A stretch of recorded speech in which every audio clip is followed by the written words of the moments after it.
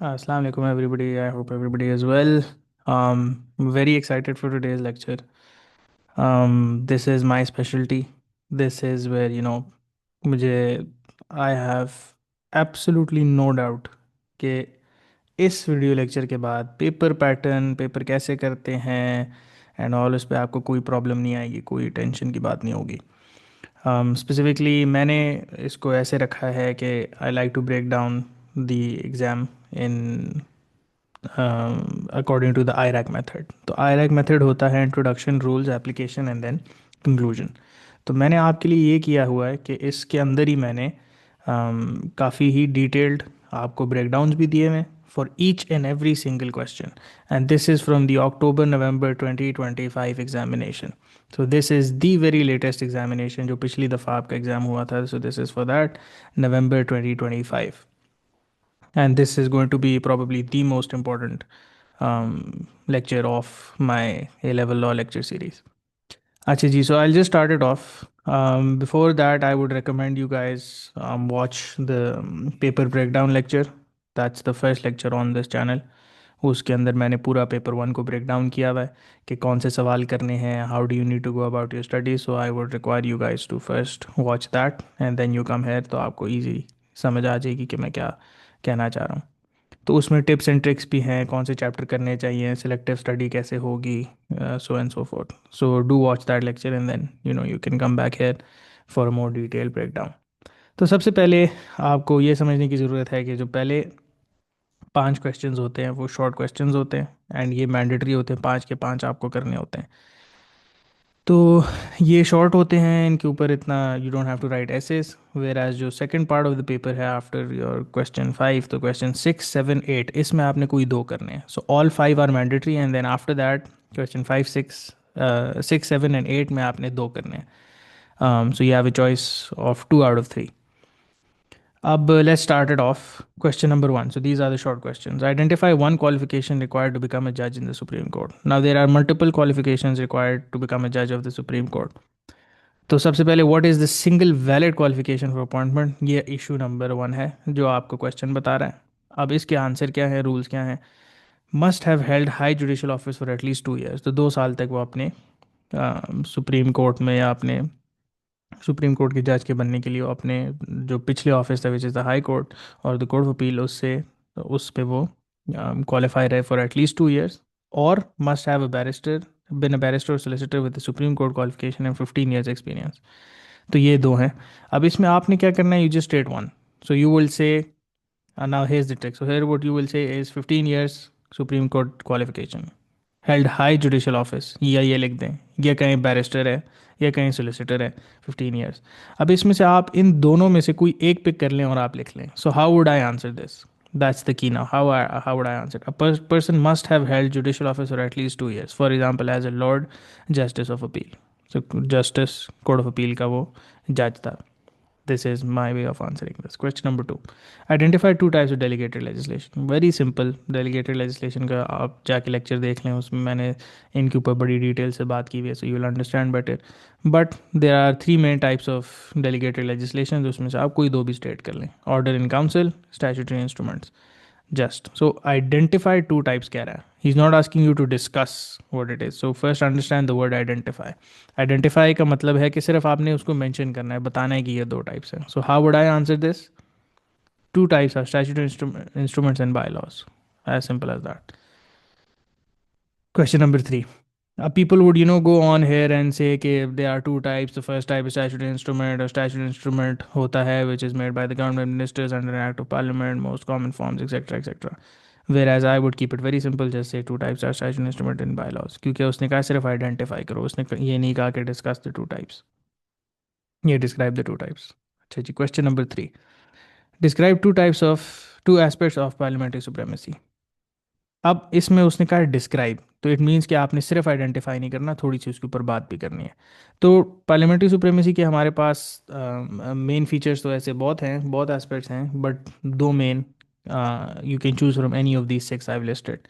So the first is that parliament कोई भी कानून बना सकती है, can make any law it wishes, it has no legal limits, no legislation retrospectively। So I could write this, or I would write parliamentary laws cannot be challenged by the courts। अदालत ये नहीं कह सकता कि ये law गलत है, इस लॉ को बदलो, नहीं। अदालत का सिर्फ काम है उस लॉ को इंटरप्रेट करना। फिर parliament can not bind its successors. So ये हो गया, parliament can change its own powers, वो अपनी पावर्स पार्लियामेंट चेंज कर सकता है। सो you can choose any of these, two from these six, any two from these six. Application for each aspect, name it and describe it, give it a brief example. अब क्यों? Because over here मैंने mention किया हुआ है कि अगर एक question बोले आपको डिस्क्राइब, तब आपने उसकी डिटेल बतानी है। इसका मैंने सैम्पल आंसर दिया हुआ है, आप इसको देख सकते हैं। One aspect is that parliament can make और unmake laws, for instance war damages act retrospectively overruled by Burmah oil versus lord advocate. अब ये मैंने इसको बिल्कुल परफेक्ट करके लिखा है, ज़रूरी नहीं है कि आप बर्मा ऑयल भी दें, एग्जाम्पल दें, लेकिन just for you. Another aspect is that no parliament can bind its successors. तो it's to, if even if you don't write this, you'll be fine, you'll get the marks. Acha, question 4. Describe two stages in the qualification and training of solicitors. Although I don't teach these topics because I think that in इसको आप ना भी करें तो आपका exam हो जाता है and comfortably हो जाता है, but for those of you who want to have a look, तो मैंने इसके अंदर रूल्स भी स्टेट कर दिए हैं, रूट्स भी स्टेट कर दिए हैं। तो आप देख लें, या तो आप LLB करके आप SQE दे दें फॉर बिकमिंग सोलिसिटर, या आप LPC में लीगल प्रैक्टिस कोर्स में इनरोल कर लें। So these are the two main traditional routes and then the SQE routes. So you can briefly add them. I'll just read the sample answer.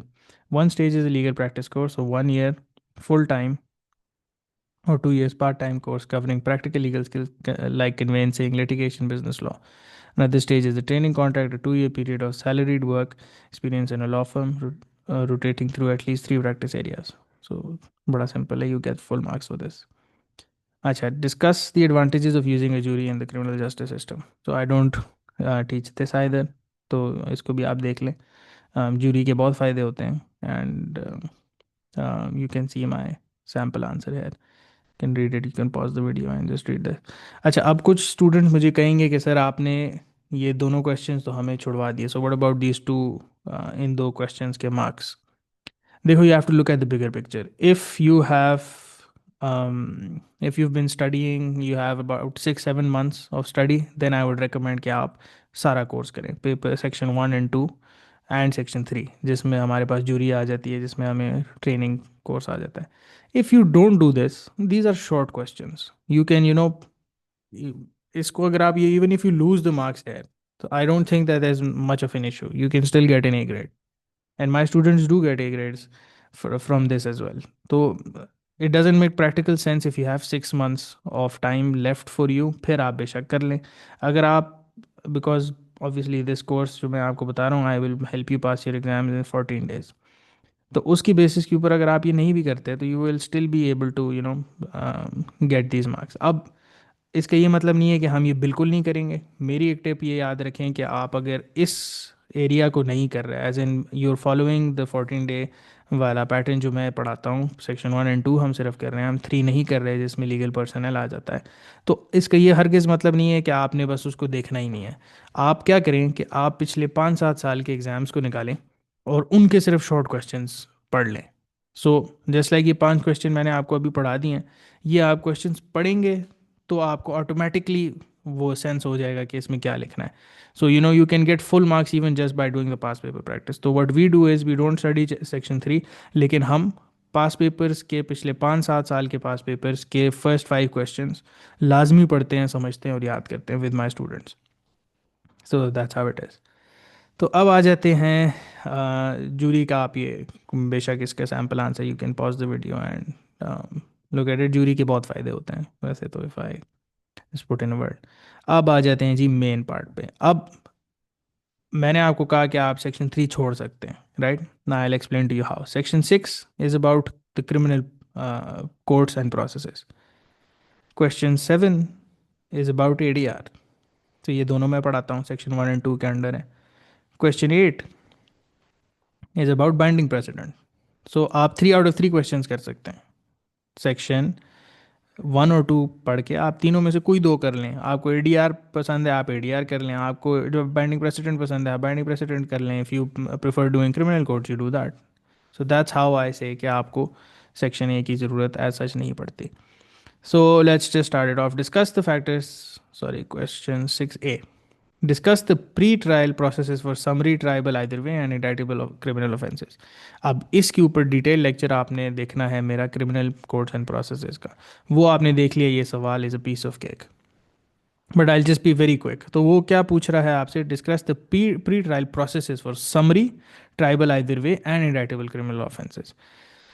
अब इसके अंदर हमारे पास तीन ऑफेंसेस आ जाते हैं, summary offences, triable either way and indictable offences. अब summary offences क्या होते हैं? Heard only in the magistrate court, सबसे निचला कोर्ट इसको सुनता है, so only the magistrate courts will listen to this. Initial hearing सिर्फ बहुत ही एक इनफॉर्मल हेयरिंग होती है, बहुत छोटी सी हेयरिंग होती है। गिल्टी प्ली, यहाँ प्ली के ऊपर होता है। बाई प्ली आई मीन कि बंदा आके कहता है am I guilty, am I not guilty, am I pleading guilty for this offence, और एम आई सेइंग कि नहीं, I am going to contest this offence. अगर आप कहते हैं कि मैं गिल्टी हूँ तो सेंटेंसिंग की तरफ बात चली जाती है। अगर आप कहते हैं कि नहीं, मैं प्लीड करना चाहता हूँ कि I am not guilty, I want to defend my self in this offence, तो फिर मैजिस्ट्रेट कोर्ट जो है वो ट्रायल की डेट सेट करता है। सो ये समरी ऑफेंसेस के लिए होते हैं। Summary offences are the smaller offences. Triable either way offence, अब ट्राइबल आइदर वे का ये मतलब होता है, I have discuss this in extreme detail in my criminal codes वाला lecture. All you need is to watch that lecture, read the notes and you know कम है, follow this. But triable either way के वो होते हैं, types होती हैं। So plea before venue, defendant indicates plea, वो बताता है कि मैं, ट्राइबल आइदर भी बेसिकली होता है कि या वो क्राउन कोर्ट जा सकते हैं या वो आपके मैजिस्ट्रेट कोर्ट में। So crown court is higher in hierarchy, crown court magistrate court से ऊपर होता है। ट्राइबल आइदर वे मतलब वो आइदर क्राउन कोर्ट भी जा सकता है, वो मैजिस्ट्रेट कोर्ट भी जा सकता है। सो टोटली उसके ऊपर है। That's what this means, tribal either way. And then उसके आगे वो प्रोसेस बताता है। सो अगर बंदा नॉट गिल्टी प्लीड करता है, तो फिर जो है वो कहता है नहीं, मैं गिल्टी नहीं हूँ, मैं अपने आप को डिफेंड करना चाहता हूँ, फिर उसकी पूरी हेयरिंग होती है। अगर तो कोई छोटा मोटा ऑफेंस है, तो magistrate decides if the sentencing powers are adequate. तो छोटा मोटा 3-4 महीने का जो इम्प्रिजनमेंट वाला ऑफेंस है, छोटा मोटा 1500-2000 की साइकिल चोरी कर दी, 14 दिन जेल में गुजार लिए, अगर वो है तो फिर तो ये ठीक है, फिर मैजिस्ट्रेट कोर्ट खुद ही करेगा। अगर उसको लगता है कि नहीं, ये तो सीरियस ऑफेंस है, ये क्राउन कोर्ट ही को इसको सुनना चाहिए, फिर वो उसको भेज देता है क्राउन कोर्ट। इंडाइटेबल ओनली ऑफेंसेस, ये शुरू बेशक मैजिस्ट्रेट में होते हैं, बट ये गारंटीड क्राउन कोर्ट में जाते हैं। तो पहली हेयरिंग आपकी मैजिस्ट्रेट में हो जाती है, एंड देन उसके बाद ये डायरेक्टली क्राउन कोर्ट चला जाता है। Crown court holds a plea and trial preparation hearing, plea taken, direction set, prosecution discloses unused material, फिर यहाँ पूरा आपका केस चलता है। अब सैम्पल आंसर, ये मैंने आप लोगों के लिए एक बहुत ही स्पेशल चीज़ बनाई है। इसमें मैंने आपको पूरे आंसर का एक छोटा सा सैंपल जो है ना, एक छोटा सा उसका मेंशन कि how should you right answers, वो मैंने खुद लिखे हैं। So you should read this and you can even change this in your own words and use this in your exam. तो वो भी हो सकता है इसको समझने के लिए। Summary offences are dealt with entirely in the magistrate court में पहले ही बता चुका हूँ। At the first hearing the plea is taken, guilty plea is intermediate sentencing, so and so forth. Triable either way offenses begin with plea before venue. If the defendant pleads guilty, the magistrate may commit to crown court for sentence if their powers are insufficient. If the plea is not guilty, a mode follows. तो ये मैं सारी बातें आपको ऊपर कर चुका हूँ, लेकिन मैंने उसको जानबूझ के एक पैराग्राफ फॉर्मेट में रखा है। तो ये आप इसको पढ़ लें, समझ लें, ये आपका सैम्पल आंसर है। 6B। सो क्वेश्चन 6A आपने आंसर कर दिया, अब आ जाते हैं 6B के ऊपर। Discuss the factors which a defendant should consider when deciding the trial venue for a tribal either way offense. बड़ा सिंपल है, इसमें क्या फैक्टर्स होते हैं जो एक डिफेंडेंट को देखने चाहिए अगर वो उसको मैजिस्ट्रेट में ट्राई कराना चाह रहा है या क्राउन कोर्ट में ट्राई कराना चाह रहा है। अगर वो मैजिस्ट्रेट कोर्ट में ट्राई करवाना चाह रहा है तो उसका क्या फ़ायदा है, थोड़ा इनफॉर्मल सेटिंग है, पब्लिसिटी इतनी नहीं होती, छोटा सा कोर्ट है, जल्दी उसमें हेयरिंग हो जाती है, ट्रैवल कम है, हर जगह मैजिस्ट्रेट कोर्ट है लेकिन हर जगह क्राउन कोर्ट नहीं है। I think the number of magistrate courts are almost double compare to the number of crown courts, तो इट्स ईजियर एक्सेस है, सेंटेंसिंग पावर, छोटे मोटे जितने भी केसेस होते हैं वो उधर सुन लेते हैं। डिसएडवांटेज मैजिस्ट्रेट का कोर्ट का ये है कि वो मैजिस्ट्रेट कोर्ट सिर्फ छोटे केसेस सुन सकता है, तो थोड़ा वो है। सेकंड, उसका डिसएडवांटेज भी हो सकता है कि वो एक इनफॉर्मल प्रोसेस है, तो मे बी मैजिस्ट्रेट के पास वो हाई लेवल ऑफ स्किल ना हो उसको डील करने के लिए। क्राउन कोर्ट के एडवांटेजेस ये हैं कि दे हैव फुल अथॉरिटी, जो प्रोसिक्यूशन का केस है वो उसके पास फुल अथॉरिटी होती है, जो जजेस बैठे होते हैं they are very competent, sentencing powers बहुत ज़्यादा होती हैं, आप उसको लंबा सेंटेंस दे सकते हो। ट्रायल्स थोड़े लंबे होते हैं, ये डिसएडवांटेज है कि ट्रायल थोड़े लंबे होते हैं, डिले आ सकता है, बहुत ज़्यादा लोड होता है क्राउन कोर्ट के ऊपर, and number of crown courts भी कम है। तो ये है। सो ये दो आपके मेन एडवांटेजेस डिसएडवांटेजेस, दो सेक्शंस इसके आ गए। तो ये आपने इसके ऊपर मेंशन कर देना है, sample answer you can read it. Defendant must way several factors, magistrate courts offer speed, lower sentences and automatic appeal rights, but conviction rates are high and legal aid is limited. तो ये आप you can pause the video and you can have a look at the sample answer. For any of you जो जिनको ये आपको you want this document, you comment down um, that you want this document, and then I'll get in touch with you myself. Describe the types of alternate dispute resolution. 7A. Next question है, बड़ा ही simple है, they are चार types. Negotiation सबसे basic है, conciliation उससे थोड़ी सी ज़्यादा फॉर्मल है, मीडिएशन जो है that's the second third formal process, ये ज़्यादा फॉर्मल होता जाता है। तो I always like to explain this the use of a tree. तो सबसे पहले आपके पास कंसिलिएशन है, निगोशिएशन है, ये सबसे बेसिक है। Two people sit down and they try to resolve the matter. जिन दो पार्टीज की डिस्प्यूट है वही बैठेगी, वो इसको रिजॉल्व करने की कोशिश करेगी, कोई बाहर का बंदा नहीं। कंसिलिएशन जो है एक थर्ड पार्टी बंदा, वो आके उस डिस्प्यूट को रिजॉल्व करवाता है। So let's say if there is a family dispute, husband wife के बीच में लड़ाई है, सबसे पहले निगोशिएशन होगी जिसमें husband wife will sit together and try to resolve it. अगर नहीं रिजॉल्व होता है they will go to conciliation. Conciliation का मतलब होगा कि one of the fathers of either the husband or the wife they will come and try to resolve the issue. फिर mediation, तब भी इशू नहीं रिजॉल्व होता तो फिर एक प्रॉपर फॉर्मल सेटिंग होगी जिसमें एक मीडिएटर आएगा, वो प्रॉपर दोनों पार्टी से उसका टेक लेगा, कहेगा हाँ क्या मसला है, ये वो प्रॉपर उसको देखेगा and will try to resolve the issue. Mediator अपनी वो करेगा, फैक्ट्स वगैरह सब कुछ लेके अपना एक बताएगा कि इसमें बीवी गलत है या शोहर गलत है। The key point here to note is that mediation का जो भी फैसला है that's not binding, you are not bound to follow mediation का फैसला। आर्बिट्रेशन इसके बाद सबसे सीरियस है। आर्बिट्रेशन तो लिटरली कोर्ट्स की सेटिंग है, you just doing it informally. एक एक्चुअल अपॉइंट होता है आर्बिट्रेटर जिसको आप पे करते हैं, दैट आर्बिट्रेटर इज अपॉइंटेड। वो आपके दोनों केस बिल्कुल वैसे सुनेगा जैसे अदालत सुनती है, आपको पहले फैक्ट्स मंगवाएगा, फिर जवाब मंगवाएगा, फिर उसके बाद एविडेंस कराएगा, the witnesses will come, they will give their testimony, सब कुछ होकर it will give a final फैसला। जो आर्बिट्रेटर का फैसला है वो आर्बिट्रेटर का फैसला is final. So you must follow it, you can't say कि मैं आर्बिट्रेटर को नहीं सुनता। इससे पहले जितने भी हैं मीडिएटर का फैसला I don't follow it, no problem, conciliation negotiation no problem, but for arbitration you must follow what the arbitrator is saying. अब ये आपने इसकी जो सैम्पल मैंने थोड़ा सा आंसर लिखा हुआ है ये देख लें आप। अच्छा, 7B बड़ा इंटरेस्टिंग है, एंड ये दिस अगर आपको कॉन्सेप्ट की समझ है तब आपको ये सवाल का आप जवाब दे सकते हैं, क्योंकि this is not a part of a course, it's not part of your syllabus, ये आपका दिमाग इस्तेमाल करने वाली बात है। Discuss which types of areas would be suitable for a consumer complaint. अब आप सोचें कि एक कंज्यूमर है, वो किसी चीज़ को consumer meaning somebody who buys a phone और somebody who is consuming something जो उसको बेची गई हो, उस तरह के डिस्प्यूट में क्या, अब मैंने आपको ऊपर फैमिली की मिसाल दी है, अब family dispute, what if there is a consumer dispute, तो आपकी नज़र में कौन सा बेहतर रहेगा, निगोशिएशन? अगर कंज्यूमर डिस्प्यूट है, let's say you purchased N AC, right, you purchased air conditioner from the local market, अब वो ठीक नहीं है, अब उसको रिजॉल्व करने के लिए आपको क्या लगता है, निगोशिएशन अच्छी है? मे बी क्योंकि क्विक है, इनफॉर्मल है, उसमें लीगल प्रेशर नहीं है। अगर उसी निगोशिएशन में अगर जो सेलर है वो कोऑपरेट कर लेता है तो आपका इशू रिजॉल्व हो जाता है। फिर उसके बाद कंसिलिएशन है, यू लुक एट द जो भी कंसिलिएशन में एक थर्ड पर्सन आएगा वो उसको सुनेगा, मैटर उसको रिजॉल्व करेगा। फिर मीडिएशन है, इट्स सूटेबल, मीडिएशन तब सूटेबल है अगर कंज्यूमर जो है एज इन जिसको लॉस हुआ है, वो ट्रेडर जो जिसने बेचा है उसके साथ एक ऑन गोइंग रिलेशनशिप रखना चाहता है, तो वो चाहता है कि चलो ये मुझे ये एसी गलत बेचा है, लेकिन मैंने आगे 10-12 और एसी लेने हैं, तो मुझे ये relationship is important to me. उस सिचुएशन में फिर आपके पास मीडिएशन ज़रूरत है। Arbitration, I don't think is very suitable here in consumer disputes.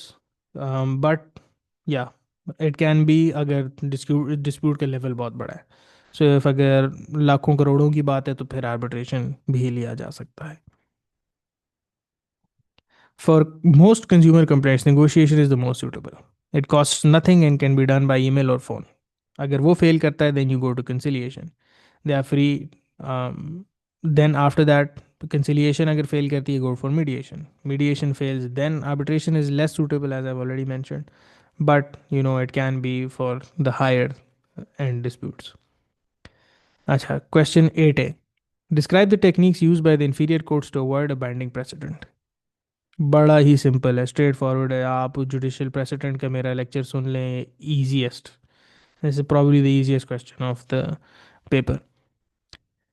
अब बाइंडिंग प्रेसिडेंट को अवॉइड करने के वैसे 5 तरीके हैं, but the 3 main ones are distinguishing. आप कहते हैं कि जो पिछले कोर्ट का फैसला है वो इस कोर्ट के फैसले से not matching it, it's different. जो पिछला केस डिसाइड हुआ था वो मुझ पर अप्लाई नहीं होता क्योंकि मेरा केस फ़र्क है। ओवर रूलिंग, ऑल्दो ये इन्फीरियर कोर्ट्स के लिए अवेलेबल नहीं होता। Over ruling, you can't over rule a previous decision. वजह यह है कि अगर आप किसी पुराने केस को ओवर रूल कर रहे हैं तो for that you must be in that authority. एक लोअर कोर्ट किसी पुराने हाई कोर्ट के डिसीजन को ओवर रूल कर ही नहीं सकता क्योंकि वो हायरार्की में नीचे आता है। A higher court in a later different case decides that a previous decision of a lower court was wrong, thereby removing its binding force. तो हाई कोर्ट पुराना किसी केस को उठा ले और कहे कि केस गलत था, उसको कर सकता है। रिवर्सिंग, रिवर्सिंग फिर भी इंफीरियर कोर्ट्स के लिए अवेलेबल नहीं है। This is only available to the higher courts. वजह सेम है। एक केस रिवर्सिंग का ये मतलब होता है कि लोअर कोर्ट में केस चल रहा है, वही केस अब अपील पे चला गया हाई कोर्ट, और हाई कोर्ट कह रही है कि जो लोअर कोर्ट ने फैसला किया वो गलत है, I am reversing it and I am re deciding it according to high court की अपनी अंडरस्टैंडिंग। पर इन क्यूरम ये भी एक टाइप है, इतनी डिस्कस नहीं होती, बट पर इन क्यूरम है जहाँ जज ने कम्प्लीटली अपने लॉ को इग्नोर किया। तो अच्छा, सवाल है use by the inferior courts, is distinguishing available? Yes, distinguish कर सकते हैं lower court. Overruling is not available to inferior courts, reversing is not available. Per incuriam not, बहुत कम, बहुत ही कम इंफीरियर कोर्ट्स करती है, लेकिन हाँ, it's theoretically possible. So you can put that in your sample answer here. अच्छा जी, access with the judicial president limits the courts in developing the law to ensure justice. अच्छा, अब इसका डिटेल आप ऑलरेडी उस लेक्चर में आपको मिल जाएगी, लेकिन पूछना वो ये चाह रहा है कि जुडिशियल प्रेसिडेंट जो है वो कोर्ट की अथॉरिटी को लिमिट करता है in developing and ensuring justice.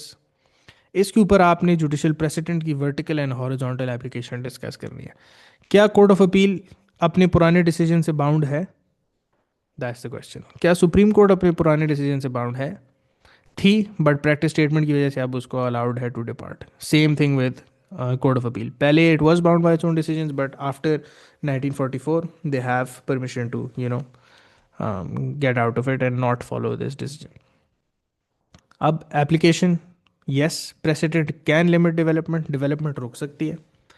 सवाल बड़ा सिंपल है, मैं इसमें अगर थोड़ी डिस्कशन आपको बताऊं, सवाल ये कह रहा है कि प्रेसिडेंट की वजह से लॉ डेवलप होना तो कहीं रुक नहीं गया। प्रेसिडेंट का ये मतलब होता है जो पिछले केस में हुआ है वो इस केस में भी हो। अब इसका ये मतलब है कि हम पास्ट की ऊपर ज़्यादा फोकस कर रहे हैं कि पहले क्या हुआ, but what about the future, उस पर तो हम फोकस ही नहीं कर रहे हैं।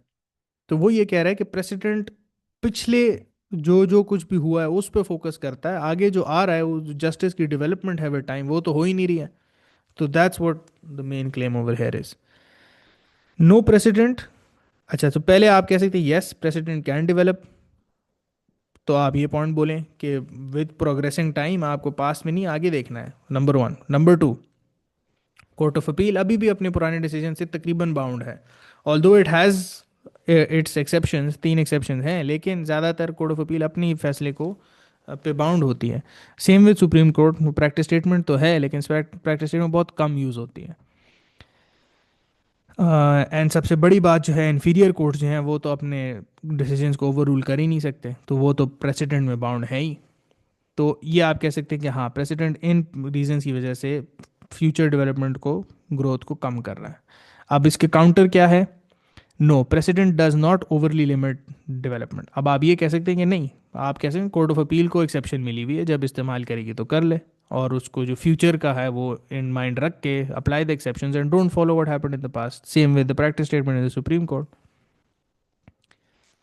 एंड एक और बहुत बड़ा पॉइंट कि जजेस इंटरप्रेट करते हैं लॉ, वो अपनी मर्जी से जैसे इंटरप्रेट करना चाहें वो इंटरप्रेट कर सकते हैं।